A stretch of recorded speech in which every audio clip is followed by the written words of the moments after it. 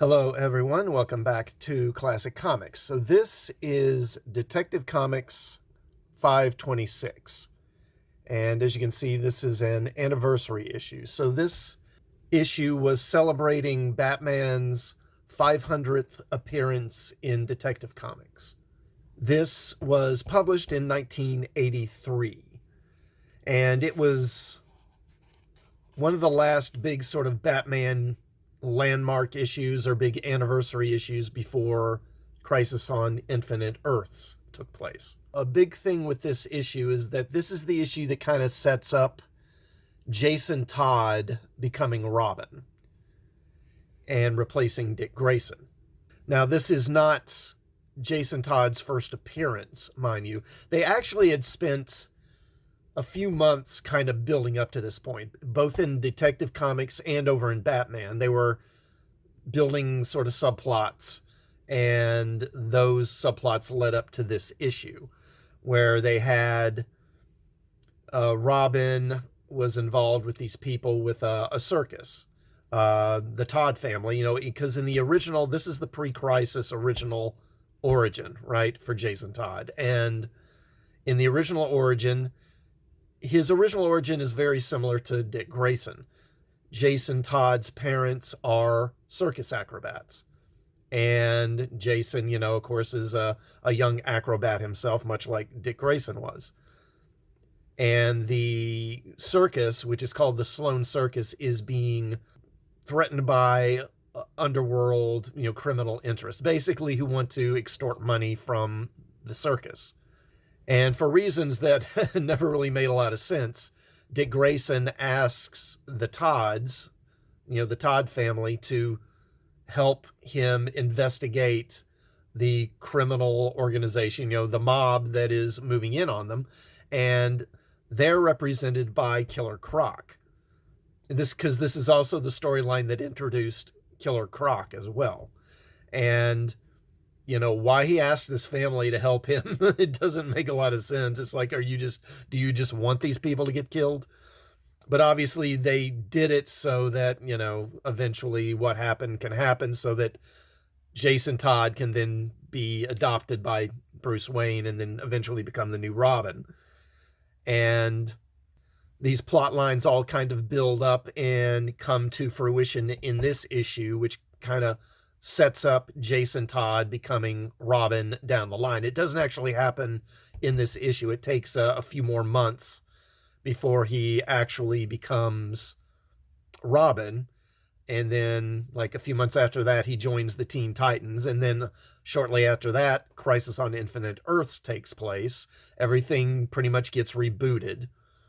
And that is followed by Batman Year One, which kind of retcons Batman's origin. And then shortly after that, they did the retcon of Jason Todd's origin, where instead of being similar to Dick Grayson, he's the street kid from, kind of a broken home, and Batman catches him stealing the Batmobile's hubcaps. And he eventually becomes Robin, and he's depicted as more of this kind of headstrong and kind of reckless punk, really. And people did not like him, which is why they eventually did the Death in the Family storyline that killed him off. And then, of course, eventually he got resurrected with the Lazarus Pit, right? And eventually he became the Red Hood and the character that we know today. But this issue I wanted to take a look at, and written by Jerry Conway, with art by Don Newton. And Don Newton is one of my favorite Batman artists, actually. He was doing a lot of Batman work when I first really started reading Batman a lot, kind of in the mid to late 70s. And I think he's very, very underrated among Batman artists. I think he's one of my personal favorites.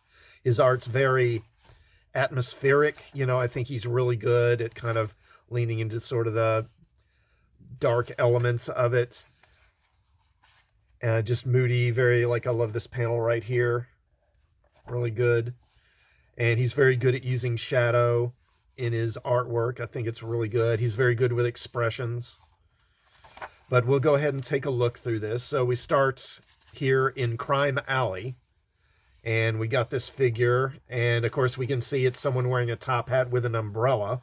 I think we all know who that is, right? And of course it's the Penguin. And he comes into this movie theater and finds, of course, a whole rogues gallery of Batman's villains here. And we've got, so Penguin, Gentleman Ghost, Two-Face. This guy with the eye patch is Captain, I never know how to say it, Captain Stingari or Stingery. I don't know. I always kind of called him Captain Stingray, but he's like a pirate guy. Talia, Mad Hatter, Killer Moth, Mr. Freeze, Clayface, the Matt Hagen Clayface, Tweedledee and Tweedledum, Riddler, Scarecrow, Black Spider, Catman, the Spook, and the Cavalier. And Penguin says, "Greetings all, what a motley crowd we are. Which of you overrated reprobates called this gathering, and if I may ask why?" And of course, none of them know either. And they're kind of bickering among themselves. And then they hear clapping out in the seats, out in the shadows. And surprise, surprise, it's the Joker. And it turns out that Joker has called this gathering. And Joker says, "We've got trouble right here in Gotham City.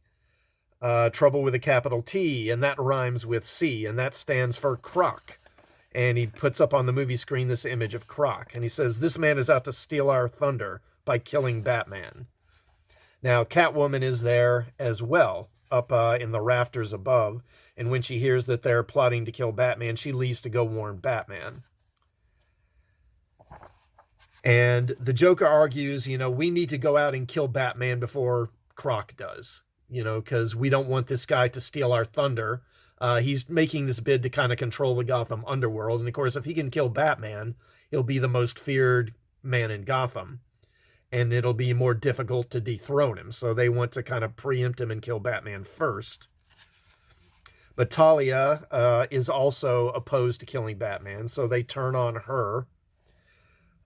Freeze tries to, freeze her, but she throws Captain Stingery in the way, and he gets frozen. And she flees.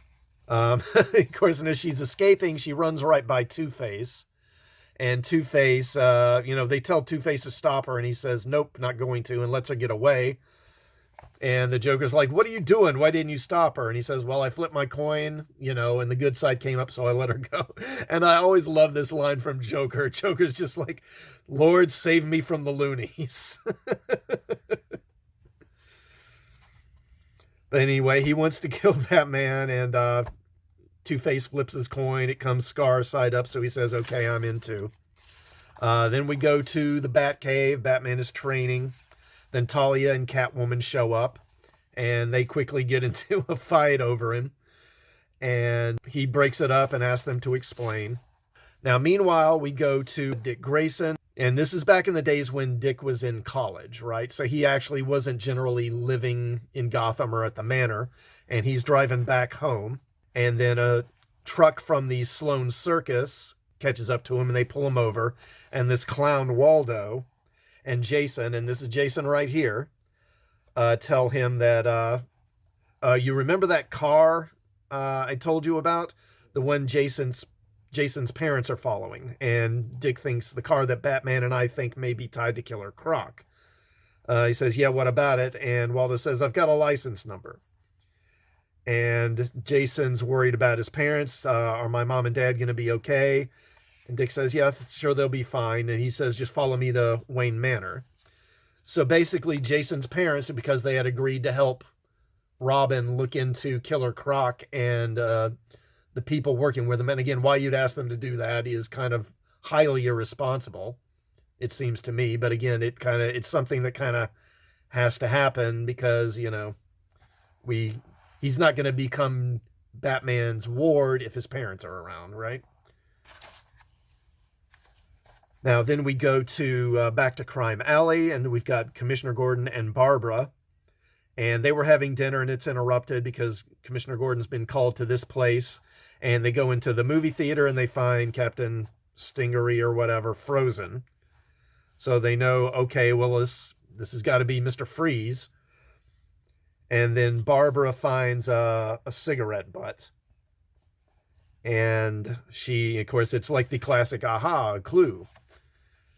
And she pilfers the cigarette butt and then says, I've got to go, Dad. I'll see you later. Then we go to Vicky Vale, and this is in the days when Vicky Vale was Batman's romantic interest. And, she's a reporter, and she's getting hit on by a coworker, and she rejects him. And then she calls Wayne Manor to talk to Bruce. And Alfred says, oh, well, Bruce can't really talk. He's got a business engagement. And Vicky's like, a business engagement at 11 a.m.? What's her name? Is it Tiffany or Candy or whatever? And he tries to say, no, it's not that. And she gets upset and hangs up. Then Dick arrives. And he tells Alfred about Waldo and Jason, explains why they're there.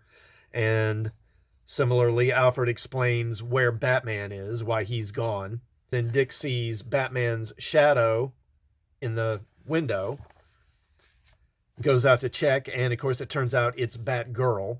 And Batgirl says, and what villain do we know who's only smokes cigarettes in holders? The Penguin.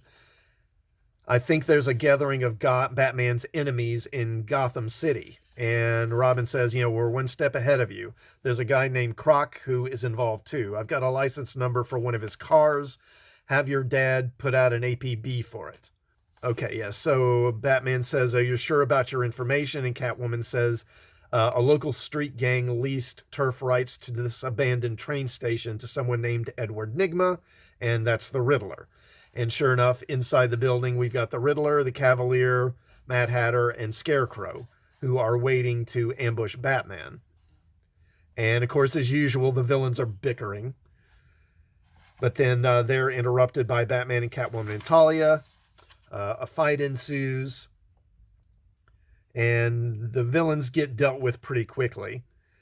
If there's one fault I can say for the story, and of course, this is a thing whenever you have a bunch of the heroes, villains team up to fight the hero, right? Because supposedly each of these villains is supposed to be like a challenge for the hero individually. So then when you've got like over nearly 20 of these villains all ganging up to go after him at once, then when he can beat them all, it kind of makes them less threatening, right? And, it's cool because it's fun to see the villains teaming up, right, to go after the hero, but it does kind of undermine the threat they represent in a way. But Mad Hatter, he tries to escape. Batman tries to catch him, and then he jumps on a train track and seemingly gets killed by the train.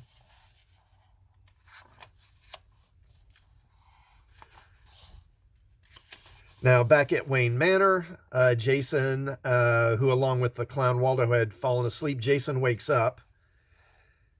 And then here's another thing in the story that I think it kind of, I think is kind of contrived, is Jason finds the door to the Batcave very easily. Now, back in these days, and I'm not sure if it's still the case, Batman accessed the Batcave through this big grandfather clock that was in a hallway. And he could take the hands on the clock and turn it to, I think it was to midnight, or that there was a certain point he could turn the hands on the clock to, and that would unlatch the grandfather clock, which is actually a door, and that would swing open. There's a passageway to the Batcave behind it. And that's how he used to get in. And Jason comes out and just finds the doorway kind of open, which, I don't know, it just seems kind of contrived that they would just leave that open. But anyway, he comes in, and sure enough, he finds the Batcave. And at first he thinks that, Wayne's just a really rich guy, and he just spends his money on crazy stuff, in a robot dinosaur or whatever. But then he finds a closet full of bat costumes, and he realizes, oh, wow. Now, Batman and Talia and Catwoman are driving in the city. Then they see a bat signal with the bat crossed out. And they follow the signal to a city park, and it turns out it was put there by the Signal Man. And it's another trap. And it's Signal Man along with the Spook. And Batman defeats Signal Man pretty easily. Mr. Freeze and the Black Spider are also there.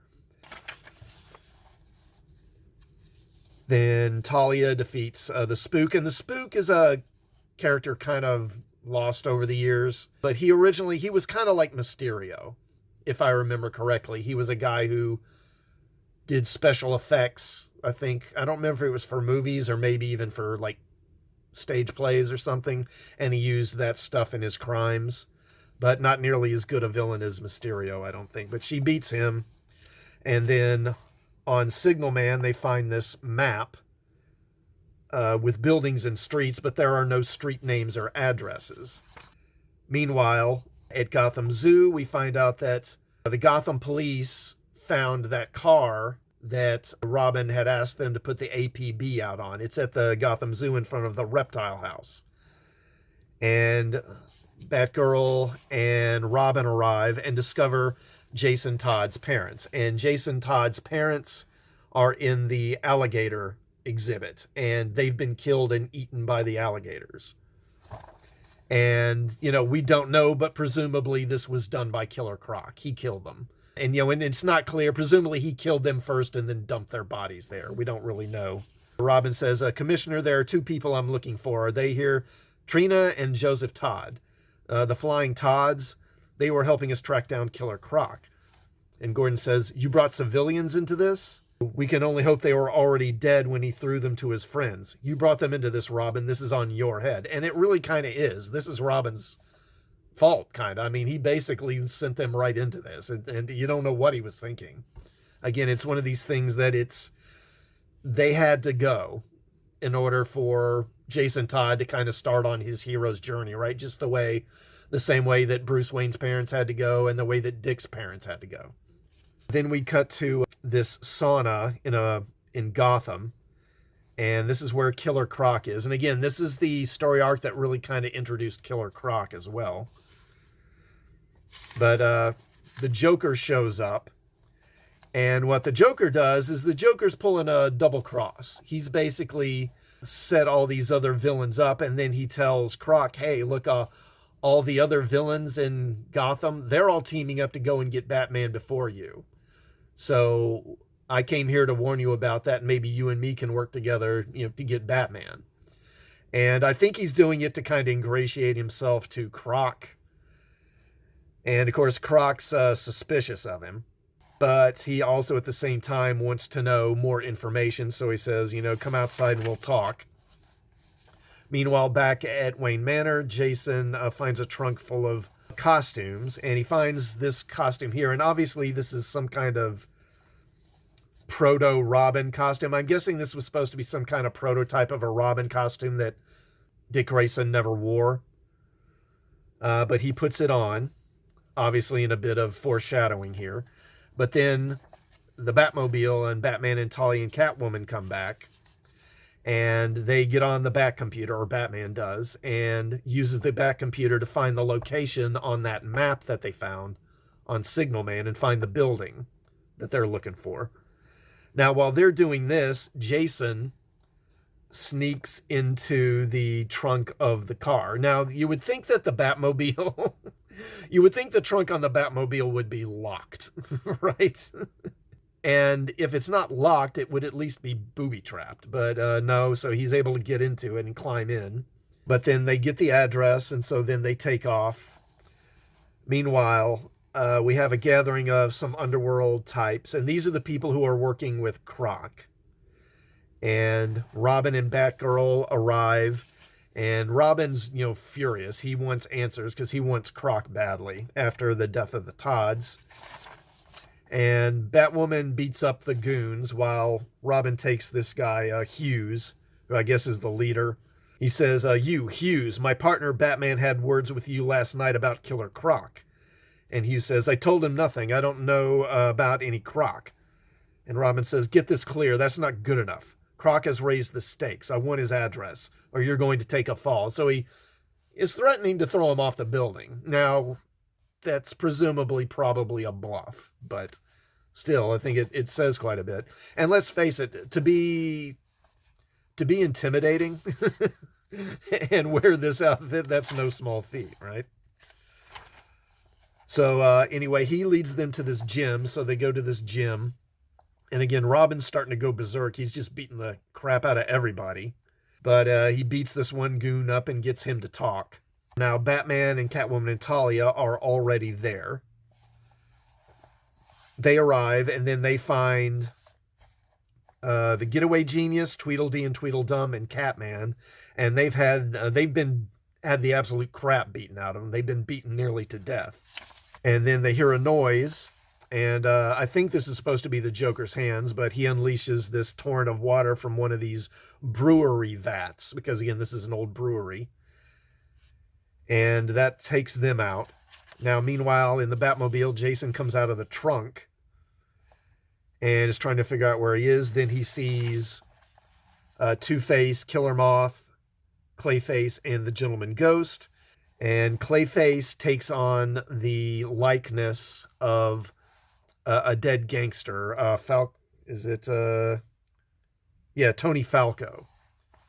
Tony Falco, and he's the guy whose goons are now working for Croc. I guess Croc killed him. And Jason hears all this, and so he decides he's got to go warn Batman. And of course, again, he's the child of acrobats, so he has some acrobatic ability. So he's able to get up on a roof nearby and is tight-roping his way over onto the roof of the brewery. Batman wakes up, and he and Catwoman and Talia are tied to this big brewery vat.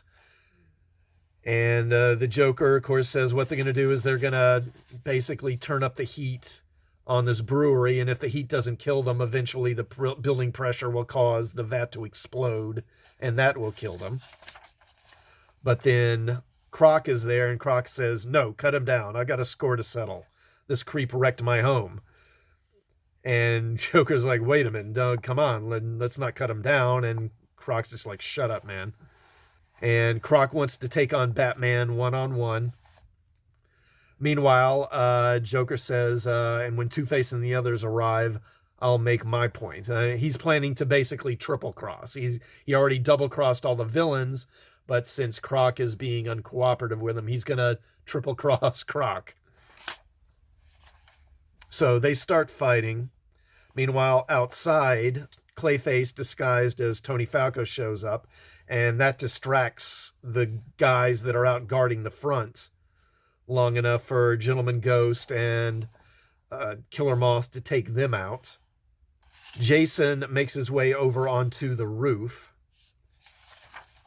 and he comes in and finds Batman and Croc fighting. Croc is able to break out of this bear hug that Croc has him in, and Croc has this thing. He says, back in Florida, I did this with gators, Batman. None of them lasted 5 minutes. For a long time, that was like Croc's standard line. Every time he got into a fight, that would be the first thing he'd always say. I used to wrestle gators in the circus. He'd do it every time. Now, Batman throws a barrel at Croc, and that knocks him into one of Croc's goons. The goon's gun goes off, and that damages the vat and causes boiling water to leak out onto Catwoman and Talia. So Jason turns off the valve to shut off the water. Meanwhile, Joker has snuck away because he knows that those other villains are outside, and they're supposed to be showing up. But then he finds that Batgirl and Robin have arrived, and they've taken out the Gentleman Ghost and Two-Face and Clayface and Killer Moth. So then they come after Joker. He leads them back into the room where Batman and Croc are fighting. Croc tries to punch Batman. Batman ducks, and Joker gets socked instead. Croc says, that weasel got in my way one time too many. I would have planted him someday anyhow. People mess with me, they die, like those spies I caught at the zoo. And then Batgirl tells Batman, Croc killed the Todds. We found their bodies at the Gotham Zoo. And then Croc has grabbed this big pipe to hit Batman with. But Jason, of course, who had been up above, he lands on the pipe, knocking Croc off balance. And Batman is able to sock Killer Croc and take him out. But, of course, Jason heard what Croc had done, so he knows his parents have been murdered. And he starts pounding on Croc, saying, you killed my parents, you killed my family. And, of course, they pull him off. And the main story, it kind of ends there. We then get an epilogue, and Bruce is talking with Talia and Catwoman, and he sees them off. Then he comes in to talk with Jason and Dick. And Dick says, look, Bruce, I'm old enough, and what happened to Trina and Joe Todd is my fault. Yeah, it kind of is, Dick. So he says, I want to adopt him. I know what he's going through. And Bruce says, you forget, Dick, so do I. If it's anyone's fault, it's mine. And Jason says, I'm sorry, Mr. Wayne, I guess I should get going. And Bruce says, not until we've had a talk. And Alfred says, Master Dick, you don't suppose. And Dick says, I think you better open up my old room, Alfred. And because he kind of realizes where this is going. And it kind of ends there. So, obviously, a very drastic and different origin from what Jason became after Crisis. And honestly, I kind of prefer the pre-Crisis Jason myself, and I think a lot of people did, which is why in the Death in the Family storyline, people voted to kill Jason off, because after Crisis, he became this kind of annoying punk. I understand, I think, why they made the change, because he was so similar to Dick Grayson. I think they wanted to do something that was more of a contrast. But yeah, I never liked that version of Jason very much, to be honest. So overall, as I say, the story suffers from a number of contrivances, again, with Jason's parents, being killed off. I mean, why would Dick send these people to go after, to look into Killer Croc? You're pretty much setting them up to be killed, but it kind of has to happen.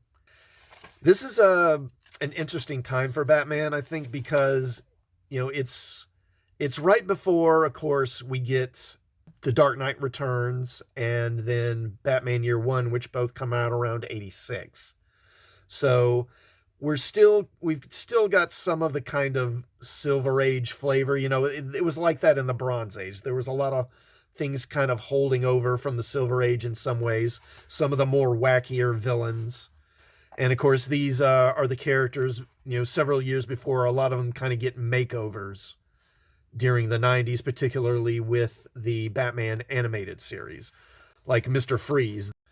They hadn't done the whole backstory with his wife and all that. That hadn't been done yet. That wasn't introduced until the Batman series. And I really liked Don Newton's Croc. I thought he did a good job of making Croc look realistic and look believable, because the thing was, he's supposed to have a skin condition.